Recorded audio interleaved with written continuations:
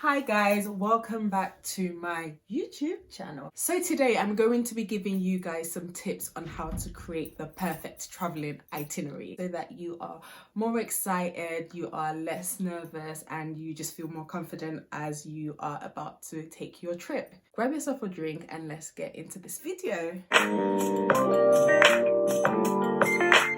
So number one, the first thing I want you to think about is what makes you feel comfortable. Do you want a detailed itinerary or do you want a vague idea of what you're doing? If you are someone who likes to know what you're doing and having more details helps you feel more confident, then create a detailed itinerary. If you are someone who's more laissez-faire and you like to go with the flow, then just jotting down a few guiding ideas of the things that you could potentially do whilst you're overseas is always the first step. Secondly, you need to decide what type of holiday you want. Do you want something relaxing? Do you want something adventurous? Do you want a cultural experience? Do you want a city break? Or you might want a mixture of these things. You might want to go to a country that gives you that city break as well as a beach break, so that you can curate your itinerary to ensure that you are getting the experience you want out of this holiday. Number three, we then go on to do our research, which is always my favorite point when I'm giving anyone travel advice. For me, the best way to decide the specific activities I want to do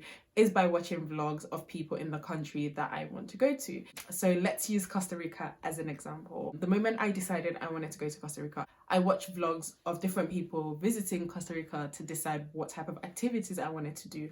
And from doing this, I saw that I wanted both the adventurous hiking, ziplining type of feel, as well as the beach, just laying down by the beach and sipping pina colada type of feel. So I decided to split up my trip into two places and go to La Fortuna for the adventure and then Tamarindo for the relaxation. Secondly, you can read blogs, which is quite similar to vlogs, but obviously just words, and just, seeing what resonates with you and what excites you from the words of others. Similarly, you can go on Instagram and type in the city and the location that you want to go to and see what people have done. I actually think Instagram is a fantastic platform for research because quite often people just sort of post very carefully. Obviously, different Instagram pages differ in how they present the experience. Searching hashtags of the city or the country you want to go to or the specific activities you want to do in these places, I find that to be a really good way to just see what people are getting up to. And then lastly, within that group, TripAdvisor is another fantastic platform. You can read people's reviews and see people's opinions on the city and the country that you want to visit and, decide if that's a type of experience you want or not. So now the next step is to decide what you can afford. Money is always a big thing when you're traveling. Obviously, what you can afford is going to determine the type of experience you have. If you are someone who is traveling and you are limited to how much you can spend, which is probably the majority of us, it's good to always look for different variations of the type of activities you want to experience. So for instance, I was in Malta with a group of friends and we wanted to go to the Blue Lagoon, and we had the option of either getting a private boat, which was going to cost us about 100 and something each, or taking a public boat that had a lot more people on it and that cost about 30 something euros each. So we went with the 30 something euros option because we didn't want to spend over £100 just to get to the beach and then spend more money on the beach. So making sure you're really looking for different variations of the activities that these vendors have to offer. For instance, if you want to do a day trip and you go on TripAdvisor, quite often you would find that the same trip, I don't know, maybe a wine tasting in a vineyard that's really far, you can find a very, very varying price. So it could be £30 and then another is £45 and another is 100, another is 200, another is 700. And the £30 one may be that you make your own way there and you get the experience. The £100 one may be that they pick you up and then you get one meal. The 150 might be that they pick you up, you get 3 meals, and then the 700 is that they pick you up with a boat and then you do a boat tour before you get there, and so on. The vendors will often offer the same activities within a range of prices, and then you can decide what suits your budget best. So the fifth thing to consider when creating your itinerary is the location of your accommodation. It often determines the type of experience you end up having. So if you want a party holiday, if you end up staying somewhere very remote that's very away from the city centre, might mean that you are spending a lot every day to get to the clubs in the evening. It might mean that you struggle to find taxis to get back home, depending on what kind of country you're in. It might also limit the type of people you meet who are on the same vibe as you. Whereas if you just stay in the party strip or near the city centre, you're probably going to meet more people who have a similar approach to holidaying as you do. And similarly, if you want a very zen beach feel holiday, staying on the strip might be a very bad choice, because you might feel disturbed, you might feel like everything around you is loud, and it just really takes away from the holiday experience you want. So make sure you really think about the type of experience you want when deciding what location of hotel or Airbnb or hostel that you want to stay in. So my sixth tip on what to consider when planning or curating your perfect itinerary is to really think about the transition of your trip. So making sure that the activities you are doing each day complement each other, and you are considering what you might do the next day when you book the initial day trip. So let me explain what I mean.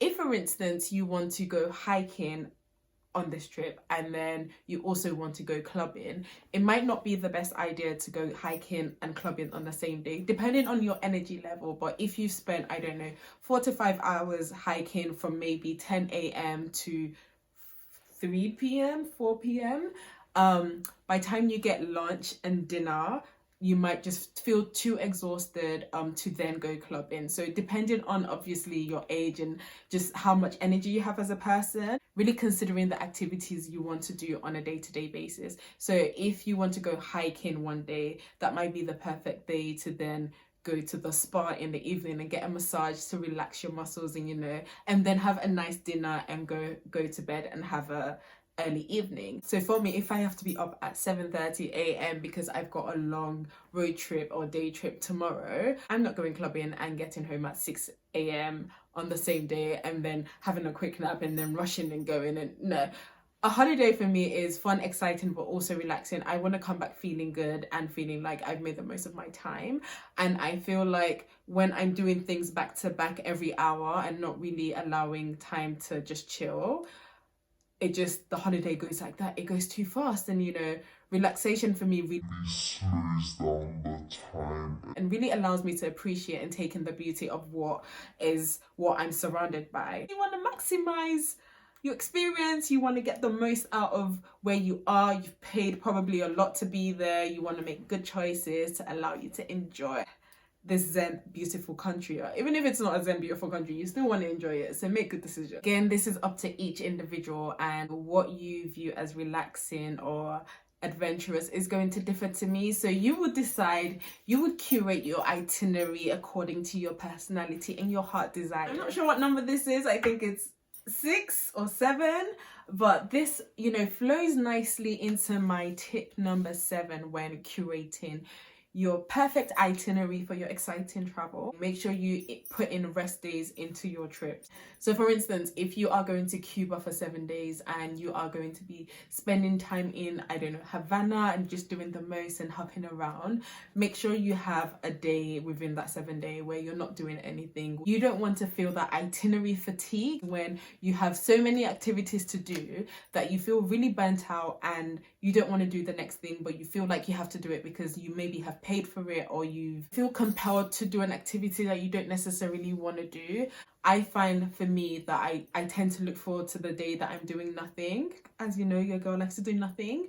So making sure you are inputting a day, or at least a significant amount of hours where you just don't do anything, because you need to recharge, you need to not be burnt out, you need to rejuvenate, and you need to be ready for reality when you go back home. Also, a relaxation day really allows you to take advantage of your hotel. Use that free sauna, use that free spa, go to that free yoga class, have your free breakfast, because they're not really free, you've paid for them. So enjoy those type of facilities and activities on your relaxation day. It's the perfect time to do so. This is not really a tip, but it's just to highlight the importance of creating an itinerary. So creating an itinerary helps you know what to pack so that you don't end up wasting luggage space or paying for luggage space that you actually potentially don't need. So if you're going to be hiking a lot, you know to take trainers, you know to potentially take like a raincoat or just whatever type of hiking gear you might need. If you're going to be by the beach all day for your whole trip, you don't need to take trainers, just take swimsuits and sandals and flip-flops with you. So creating an itinerary really helps you pack. It helps you make sure that you bring the right accessories with you so that you don't end up buying things when you're in these countries, things that you already have at home, and just wasting money or wasting time. Itinerary also helps you highlight when you're going to slot in your rest time. So that is it from me, 2 Fit 1 World followers. I hope you have once again enjoyed this video and that it just gives you ideas on the type of things you need to consider and things you need to do before you do travel so that you can have the perfect, most fantastic, most exciting, most beautiful time overseas. Thank you again for watching. Thank you for sticking with me. If you haven't already done so, make sure that you subscribe to my channel, that you like this video, and you drop a comment below. I will see you on my next video. Goodbye. Dun dun dun dun. Hey. Dun dun dun dun.